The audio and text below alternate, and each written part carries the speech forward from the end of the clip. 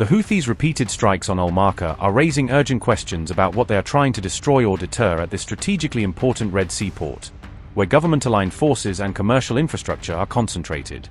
Something dangerous is unfolding in the Red Sea as Houthi missile and drone attacks threaten port infrastructure, regional military deployments, and one of the world's most vital shipping corridors near the Bab al-Mandab Strait.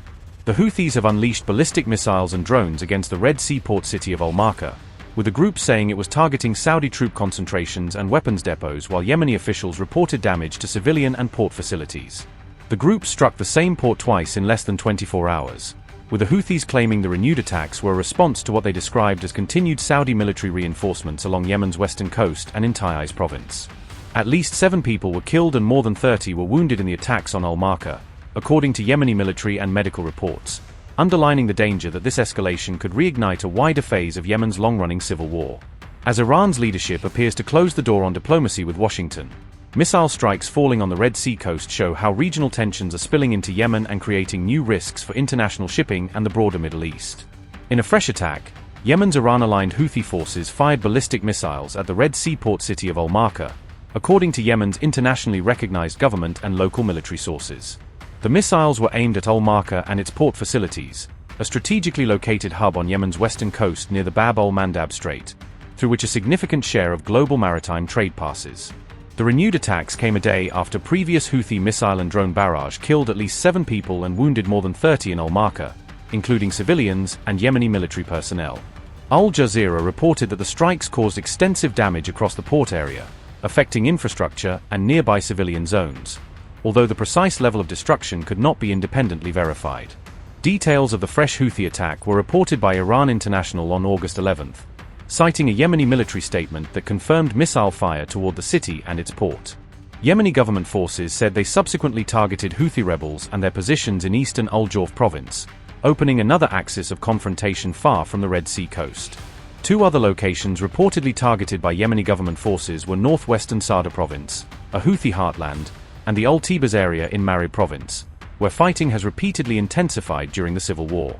The attacks are among the deadliest recent incidents in Yemen's civil war and mark a major escalation, threatening to break the country's fragile calm and revive large-scale fighting between the Houthis and government-aligned forces.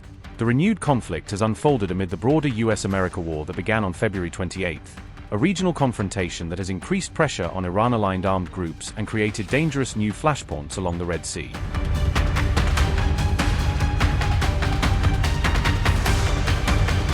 Iran ruled out talks with Trump, with a Ghalibaf aide saying Tehran would wait until 2029 before considering a change in its approach. Majid Shakari, an advisor to Parliament Speaker Ghalibaf, said he believed Trump would not be able to reach a deal with Tehran. Shakari said Iran would maintain its current approach until Trump's presidential term ends, ruling out any immediate shift in policy. The remarks dealt a fresh blow to efforts to reopen direct talks between the United States and Iran amid the ongoing standoff.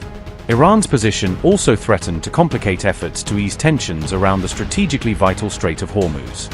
Iran also declared that Hormuz would remain closed until 2029, the end of Trump's term, according to reports. Iranian Foreign Minister Abbas Araghchi had also ruled out an immediate return to direct negotiations with Washington. Iran is seeking $300 billion in compensation and the release of up to $100 billion in frozen Iranian assets, according to reports. Abbas Araghchi said Tehran would not resume talks until the United States addressed what Iran called Memorandum of Understanding violations. Instead, Araghchi said messages were being exchanged through intermediaries as efforts continued to find a path toward reviving negotiations. The developments left diplomatic channels open, but appeared to rule out direct US-Iran talks for the time being.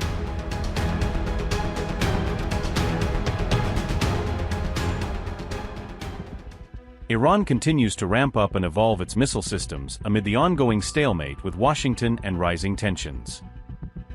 IRGC spokesman Hossein Mohibi claimed Iranian missiles can now change trajectory mid-flight, making them harder to intercept. The missiles reportedly use advanced guidance and maneuvering capabilities to bypass enemy air defense systems, according to the IRGC. Mohibi also claimed Iran used missiles and drones to disrupt parts of the U.S. power network during the conflict. Iran reportedly targeted systems behind the enemy's decision-making process, rather than focusing only on physical military sites, according to Press TV. The IRGC said, and I quote, "Iranian missiles are no longer simply launched from one point and land at another. They have guidance and maneuvering capabilities. And some can change their trajectory during flight to bypass enemy air defense systems." When a data processing system is targeted, it is not simply a building that is destroyed. Part of the enemy's decision-making capability is being targeted. Likewise, when an air defense system is destroyed, it is not merely a missile or piece of equipment that is lost. Part of the enemy's air defense network is damaged. End quote.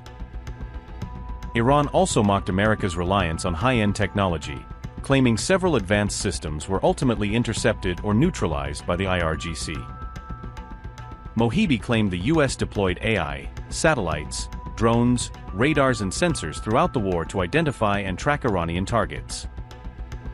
Iran further claimed America's technological network was used to identify targets, assess battlefield damage and track personnel during operations. The IRGC claimed that even this advanced technology ultimately failed to overcome Iran's resilience and ability to continue fighting. The IRGC said, and I quote, "Alongside these systems, technologies were used to identify targets, assess damage and track human resources. In fact, artificial intelligence was the coordinating element of a major part of this technological network. AI analyzed targets based on data received from various sources, but it could not monitor the institutional and ideological power of the Islamic Republic of Iran." Upgrade your news experience with the all-new HT app. Download now.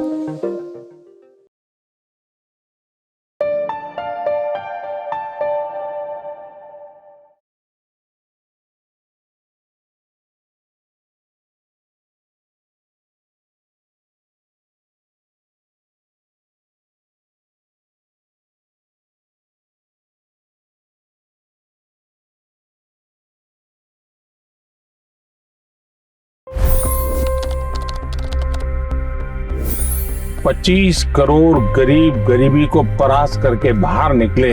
For the good of our nation, let's work together and let's truly make America great again.